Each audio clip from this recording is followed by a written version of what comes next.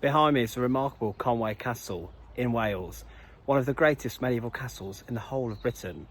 But inside one of them towers is the most terrifying medieval dungeon I've ever seen.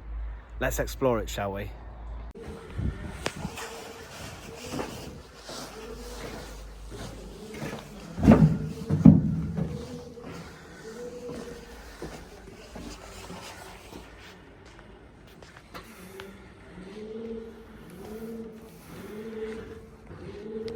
Now, Conwy Castle is somewhere that I've always wanted to visit, but I didn't expect to see probably the most feared and intimidating dungeon that I've ever seen in a castle. I'm not exaggerating either. I've been to dozens, possibly even over 100 castles, but the dungeon inside of the prison tower of Conwy has to be the worst. Conwy Castle must be one of the greatest castles in the whole of Britain, possibly even the world. The ruins today send you back to the 13th century, when this place was built for the English King Edward I, who had recently conquered Wales, and he was intent on imposing his will and rule onto the people who lived around. It was one of the Ring of Iron castles, a network of fortifications set up in the north of Wales, and it was one of the strongest castles in the whole of the nation. To give Conwy Castle even greater strength, a series of town walls were created around the settlement, creating an even bigger task for people wanting to attack the castle. Despite the castle containing some of the most intact medieval royal apartments in Wales and Britain, there are darker elements to the castle. This was not just a place which was for the king and his royal family to enjoy, it was a practical and working castle, but one which was incredibly feared and also incredibly dark in places. King Edward I had to instigate a brutal and oppressive regime onto the Welsh, and within Conwy Castle there are a number of clues that lead to the medieval king showing his ruthlessness towards the Welsh.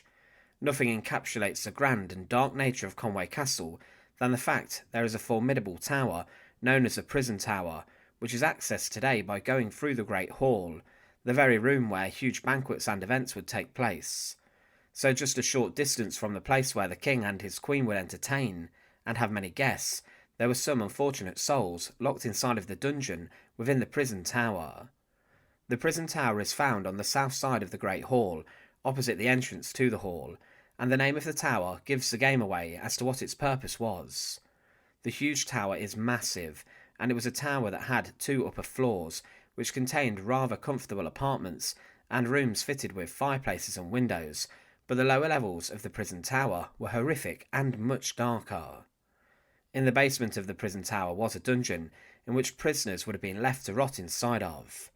Now, from looking at the walls of the tower, you can see where the ceiling would have been, and with this you can also see that a prisoner would have been thrown into the dungeon below, or at least lowered in from a previous floor. There is no entrance in and out of this dungeon, and you can see that there's a toilet that would flow into the dungeon, making things very smelly, and also very dangerous for the prisoner locked up inside. The room and dungeon has been referred to as the debtor's chamber, meaning that the most probable people who were locked up inside of here were those who owed significant amounts of money, possibly even to those custodians of the castle or the king. There were a number of repairs carried out to this tower during the reign of King Henry VIII, but the pit below remained dark and damp. It was referred to officially as the dungeon in 1534 during an inventory, and there have been accounts discovered that the dungeon needed regularly cleaning, showing it was disgusting and dirty, most probably because of the toilet system that ran directly into there. Of course, this would be a huge issue with sanitation, as this was also deadly, as diseases could be caught in the dungeon as human waste flowed in. The dungeon was 12 feet deep, just over 3 meters deep, and it has sheer walls, meaning that it was impossible for someone to try and attempt any form of escape. A hatch in the ceiling of the floor above would lower someone in, and there was no windows, meaning that the prisoner would have been kept in complete darkness, which would have been psychologically very tough. There was in 1534 a lock ordered to be made for the door of the dungeon, meaning that the hatch in the ceiling above was kept secure, and there was absolutely no escape. Now this is also possibly an oubliette dungeon, a room in which prisoners would be thrown inside of and forgotten. Inside many of King Edward I's castles in Wales, there are similar rooms like this, and the intention of these oubliettes was to never let anyone get out, and just forget them, with no means of escape. It is most probable that some poor souls died within the dungeon of the prison tower of Conwy, and thousands of people today flock to this castle and don't truly understand the horror and suffering that would have taken place within this very dungeon. It's probably the most harrowing and brutal medieval dungeon I've ever seen. It was most probably an oubliette style dungeon where a prisoner was just thrown in and forgotten. But yeah, that tower there is the prison tower, and probably the most intimidating, terrifying and scary medieval dungeon I think I've ever seen.